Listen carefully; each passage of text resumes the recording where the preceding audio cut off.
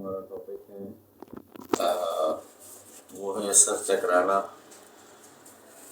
اور سر کا گھومنا، یعنی ورٹیگو اور ڈلنس۔ اس مرض میں مریض کو چکر آتے ہیں اور اس کو ارد گرد کی جو چیزیں ہیں وہ گھومتی ہوئی دکھائی دیتی ہیں۔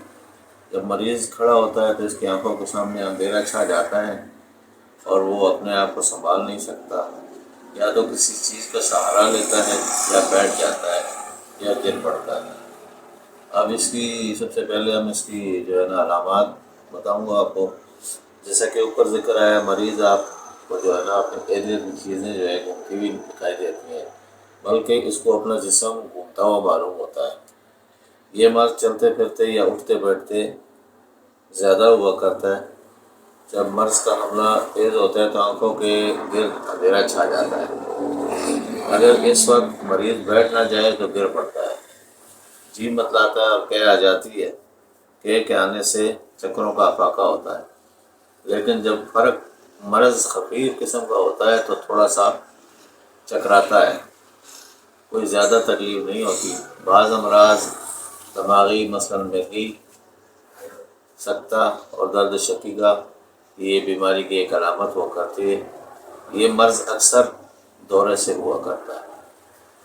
اب اس کے اسباب کی طرف آتے ہیں تو مستورات میں ماہواری، حیض کا کثرت سے آنا یا بچے کو زیادہ عرصے تک دودھ پلانا، تمباکو نوشی، کثرت مجامت، خرابی خون، کمزوری جسم، دل، جگر اور جگر کے بعض امراض، کانوں کی بیماری، دونوں آنکھوں کی بینائی کا یکساں نہ ہونا، بعض عصبی امراض مثلاً مرگی، سکتہ اور درد شدید وغیرہ اس کے اسباب ہیں۔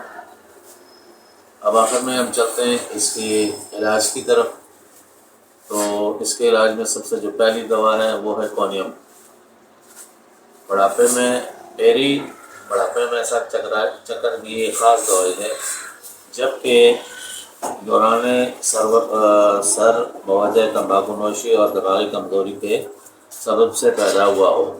مریض جب ایک چکر کی طرف لگاتار دیکھے تو اس چیز کو ظاہرہ میں گھومتی ہوئی محسوس ہوتی ہے۔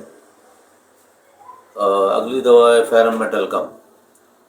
جب بیٹھے ہوئے یا لیٹے ہوئے یک اٹھنے پر بوجہ کمی خون سر میں چکر آئیں، پہاڑی سے نیچے اترتے وقت یا پانی کو عبور کرتے وقت سر میں چکر آئے اور پانی ساکن ہو۔ تیسری دوا ہے کلس۔ جب نقص ہاضمہ کی وجہ سے سر میں چکر آئے، یہ دوائی کام کرتی ہے۔ چوتھی دوا ہے برائیونیا۔ نقص ہاضمہ کے باعث سر چکر آئے، جی متلائے اور غشی آئے، نوبت حرکت کرنے اور اٹھنے پر زیادہ ہو جائے۔ اگلی دوا ہے چائنا۔ چائنا نقص ہاضمہ کے ساتھ جب کوئی نقامت یا کمی خون موجود ہو تو ایسے حالت میں یہ دوا مفید ہے۔ اس کے بعد اگلی میڈیسن ہے نیکسوامیکا اور پلساٹیلا۔ ادویات میں نقص ہاضمہ کی وجہ سے جب سر چکراتا ہے تو یہ دونوں ادویات مفید ہوتی ہیں۔